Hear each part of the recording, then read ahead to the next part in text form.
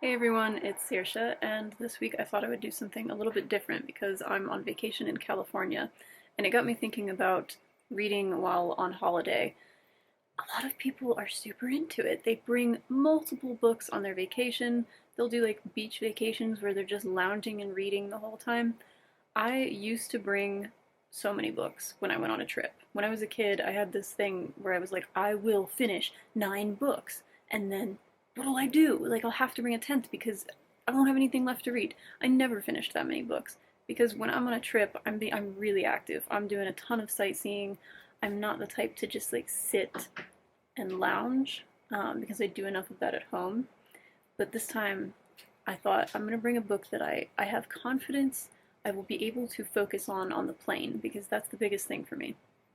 I am a very nervous flyer, and if I don't have something that really distracts me and keeps me occupied for hours, it's not a good scene. So I brought this book, Remarkably Bright Creatures, and I'd never read it before, but I just had a feeling like this is going to be something I can easily get into. And sure enough, I read for like 3 or 4 hours on the flight to California, and actually like over 100 pages the first day. I would normally never read that much on vacation, so I'm very excited about that. And right now, my mom and I are at our first stop, which is the Curious Cottage in Twin Peaks. So we flew into LA and then rented a car and drove over here. And this is a gorgeous house that was all meticulously designed by Christine McConnell. It's a 1937 house, but she went through and just renovated everything and made it absolutely gorgeous. And this is a really peaceful place to read. If I had many days here, I would just sit on this front porch and get into a book. I mean, it is so cozy here, and there's even a view of the mountains. So I love it. If I had more than one night, I would be doing a lot of reading here. But yeah, I'm going to take this book on to the next location, and I will see you there.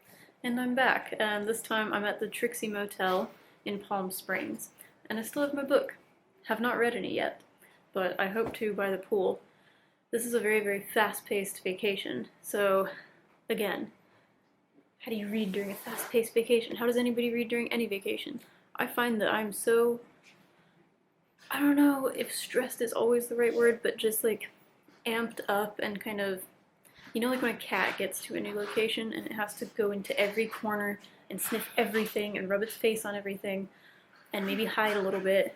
That's how I get on vacation. So like when I first got into this room, it is my aesthetic to a T. All this pink and green. I'm dressed in pink and green. It just was like huge cat eyes wandering around. So how does one calm down enough from that in order to read? I don't know, but I'm gonna try, and I'm really enjoying this book, so we'll see how it goes. Here's the perfect place to read, by the pool. Am I reading? No, I'm filming this video. But I do have my book in my hand, and this would be the perfect place to read if I could calm down from the excitement of having a perfect place to read.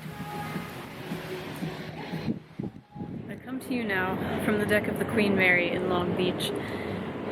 I am an exhausted person, a person who had intentions of reading on vacation and making a video about it and talking about it, and as it turns out I was right.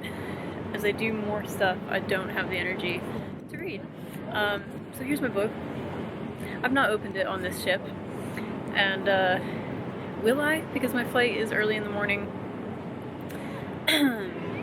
And I am now going to see Cynthia Erivo in Jesus Christ Superstar at the Hollywood Bowl. This is all to say, some people have reading vacations where they just, maybe they find a deck chair on this ship and they read. And some people are like me and plan a trip to California for 4 days and try to do absolutely everything there is to do, including literally surfing this morning after doing a midnight ghost tour on the ship last night. I'm barely functioning right now, and it is okay, and I'm not mad that I haven't had the chance to read much, because I read so much at home, and travel for me is not really about that. but I'm glad that I'm into this book and I can read it on the plane tomorrow. And maybe I'll read like one page on the ship just to say that I did. I hope this has been a fun journey for you. It's been fun for me. And if I don't film an outro, then I will see you all next time. And happy reading and happy traveling.